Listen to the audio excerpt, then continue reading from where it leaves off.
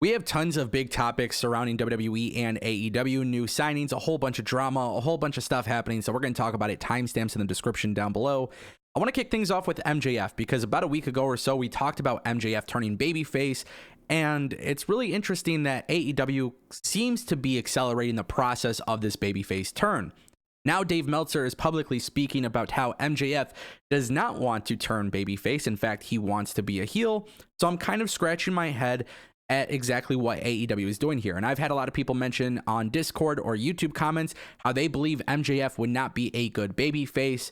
And truth be told, the more and more that I think about this, and the more that I think about MJF specifically as a star in wrestling, I think he is so incredibly talented that whether or not he's a babyface or a heel actually does not matter. And truth be told, I think he's going to be successful either way. However, if MJF specifically wants to be a heel, and AEW is having all of this talk outside about MJF turning babyface, and then of course on television they're putting this to fruition, I'm starting to get the impression that maybe AEW is looking at doing a massive potential swerve here, because the one thing that MJF will absolutely do, and this is one thing that AEW is good at doing, is they are very good at stringing along the hardcore audience, the ones that are constantly watching YouTube videos and the ones that are constantly reading dirt sheets. So if there's all this talk and reports of MJF turning babyface, and you start to tease MJF turning babyface, I think it's going to be inevitable that when MJF remains a heel, it is going to be the biggest and most massive reaction ever from AEW. Because typically what ends up happening in AEW, and I really want to focus on this for a second, AEW has done a fantastic job of building long-term stories where, like, you know, Jamie Hayter is set to turn on Britt Baker, or they did the same thing with Wardlow turning on MJF, and then eventually it ends up happening. I think this would be a great way to follow the same psychology of those stories, but do it in reverse. Everybody at this point is expecting MJF to turn babyface. MJF is getting this reaction. A lot of people are starting to feel sympathy for him, but what is going to make him the biggest heel? It's when he actually doesn't go babyface. And I think if AEW does that, it's going to be a wonderful story. It's going to eventually make MJF the number one heel in the company. I think he already is the number one heel in the company.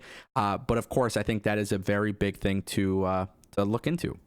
I want to turn our attention to the Kingdom. Obviously, we talked about them going to AEW.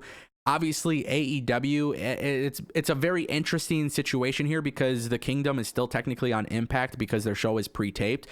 Now we know it is official. AEW has reportedly signed the Kingdom. They've signed Matt Taven, and they've signed Maria Kanellis, and they've signed Mike Bennett to full-time contracts. So these are three new people added to the AEW roster.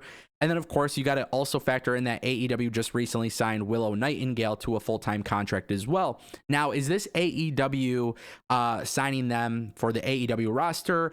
Is this going to be for AEW ROH, whatever the plan is there? I think it is going to be for Ring of Honor.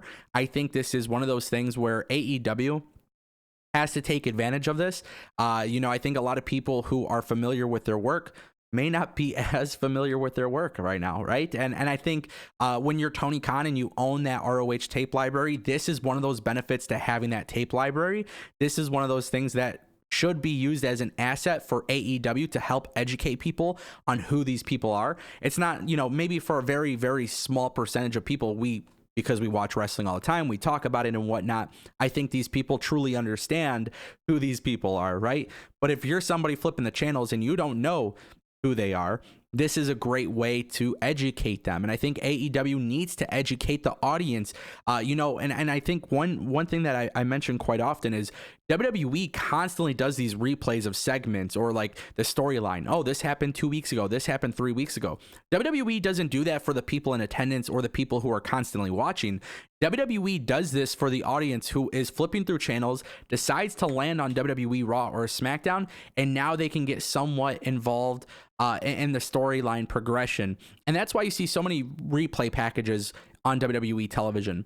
AEW doesn't necessarily do that. It's actually pretty rare when they do. So when I see something like this, I think it's really important that AEW continues to educate people, because they are doing a good job with their television product, and they do have a really good chance of growing their audience, knowing that Warner Media Discovery like is willing to, stay in this for the long haul. If you have a media partner like that, you got to keep in mind, you got to go outside the bubble of the hardcore audience, and this is one of those ways of doing so. I want to turn our attention to Austin Theory. It appears some Money in the Bank plans may have been leaked. I found this to be very, very interesting. And I kind of like this. And I'm going to be honest with you. I think this could be a really good idea for WWE, and more specifically, a really good idea for Austin Theory, because it keeps him in the mix. It keeps him involved without necessarily having to be a world champion.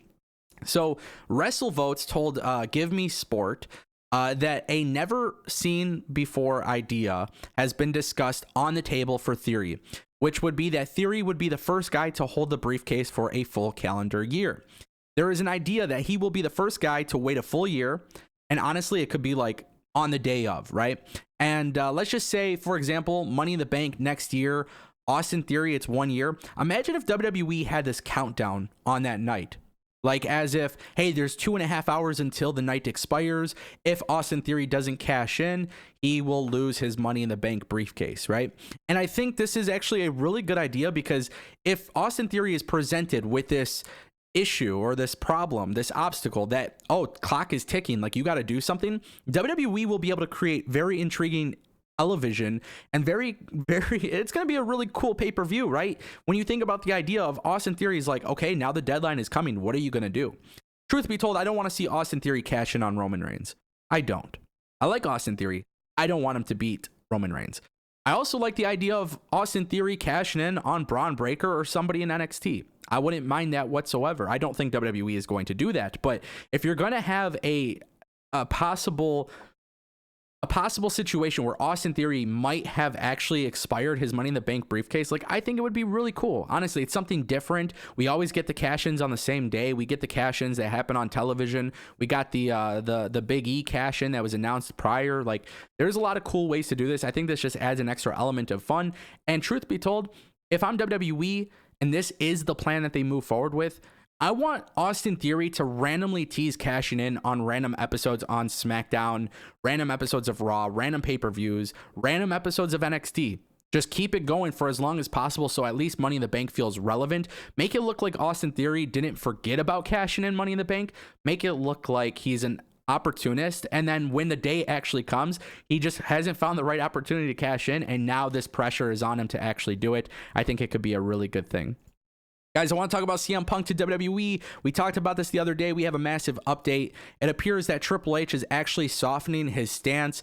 WrestleVotes obviously spoke to Louis Dangor of Give Me Sport, and basically from what he was told from a WWE source, it seems that Triple H's stance on CM Punk has changed a little bit, and there's obviously been a little bit of a difference between Triple H and Triple H and Vince McMahon, because Vince McMahon has always kind of been one of those guys to be like, never say never if it makes sense for business, whatever.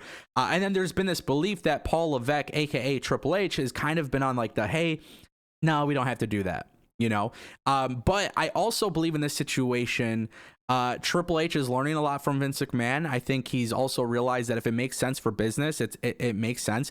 If Triple H is softening his chance of bringing in CM Punk, if they were to entertain this conversation, the idea of CM Punk going to WWE, it has to be in a part-time role. And I don't know how fans will feel about that, but I do think the possibility of Roman Reigns versus CM Punk could very well be on the table. Obviously, a lot of this will come from talks about, CM Punk's buyout and whether he actually gets bought out or what his actual plan is. Would he even entertain WWE? But this could potentially happen, and it excites me. I want to see what WWE is going to do in a situation where they're facing a little bit of an obstacle, and this could be an obstacle that could very well hurt or help WWE. Do you do it? Do you pull the plug on the idea? What do you do? Let me know what you guys think down below.